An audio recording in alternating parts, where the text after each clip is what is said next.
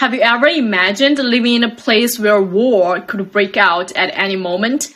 More than 2,000 years ago, the land we now call Hebei was one of the most dangerous regions in China. It was not peaceful, it was not stable, it was a battlefield, and powerful kingdoms were fighting for survival. Today, I want to take you back to the Warring States period and show you why ancient Hebei played such a crucial role in shaping Chinese history. Let's get started!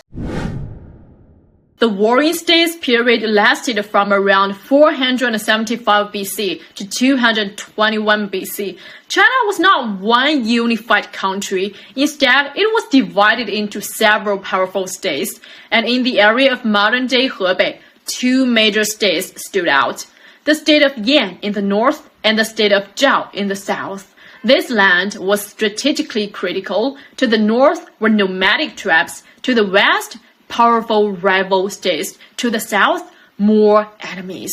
Hebei was not just land, it was the front line. The state of Zhao was located in what is now southern Hebei and parts of northern China.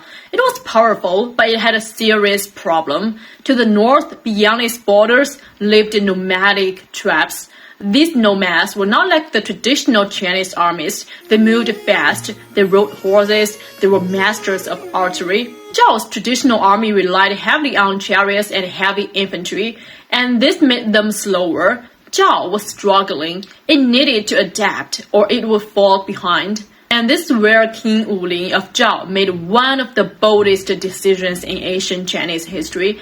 He ordered his soldiers to abandon traditional clothing and adapt nomadic-style outfits: short jackets, tight sleeves, riding boots. This reform was called Hu Fu Qi She. Wearing Hu clothing and shooting on horseback, it was controversial. Many officials opposed it. They believed it betrayed tradition. But it worked. Zhao's cavalry became powerful and flexible, and for a time, Zhao became one of the strongest states in China. This happened in what is now Hebei. But there was a growing power in the west, the state of Qin. Disciplined, legalist, highly organized, Qin was slowly conquering other states, and Hebei stood directly in its path. The most famous battle involving Zhao was the Battle of Changping. Although Changping is located in today's Shanxi, the consequences deeply affected Zhao and the Hebei region. Zhao suffered devastating losses. Hundreds of thousands of soldiers were reportedly killed. I like to talk about the battle in detail because I think it's so interesting yet so tragic.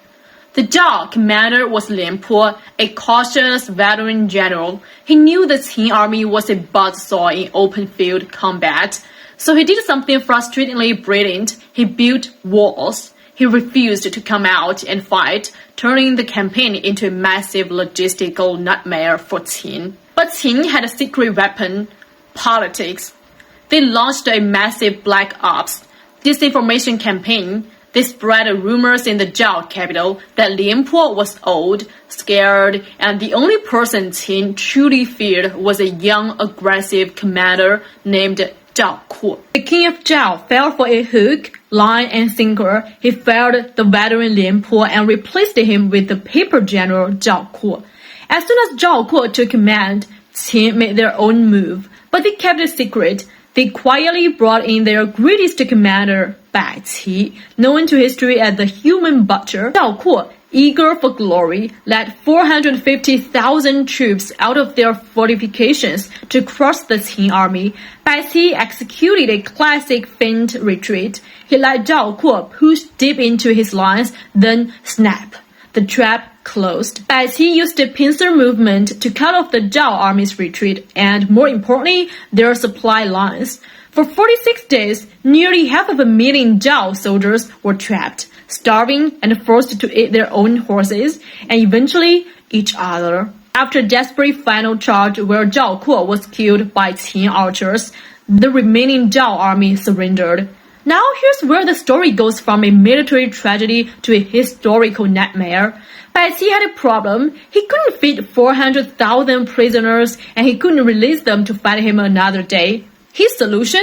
He ordered them all to be buried alive. Archaeologists today still find pits filled with skeletons in the Gaoping region, many showing signs of blunt force trauma or simply being piled on top of one another.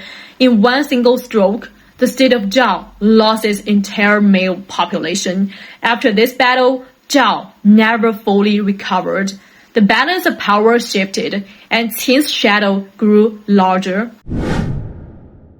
Now let's move to northern Hebei, the state of Yan. Yan was weaker than Zhao, and when Qin began conquering aggressively, Yan became desperate, so desperate that it attempted something dramatic, an assassination. Yan sent a man named Jing Ke to assassinate the King of Qin. This is the same King of Qin who would later become Qin Shi Huang, the first emperor of China. Jing Ke traveled to Qin under the pretense of surrender. He carried a map as a gift. Inside the map was a hidden dagger. When he unrolled it before the king, he tried to strike, but he failed. The king escaped. Jing Ke was killed, and Qin was furious. Soon after, Qin invaded Yan, and Yan fell. This story has been retold in Chinese literature, opera, and film for over 2,000 years, and it began in ancient Hebei. So why was Hebei so important? Geography. Hebei connects the northern grasslands with the central plains. It protects the area around modern Beijing. It serves as the gateway between north and south. Whoever controlled Hebei controlled access to the heartland of China. This is why so many battles happen here, and this is why Hebei has always been strategically significant, even in later dynasties. Today, Hebei is peaceful. It's known for mountains, coastline, and historical sites. But more than 2,000 years ago, it was a land of tension, reform, bravery, and tragedy. When you walk through Hebei today, you're standing on ancient battlefields, and under your feet lies a story that helped shape the foundation of a unified China. If you're interested in more stories about Chinese history and the provinces that shaped it, let me know in the comments which region I should explore next. See you next video. Bye bye!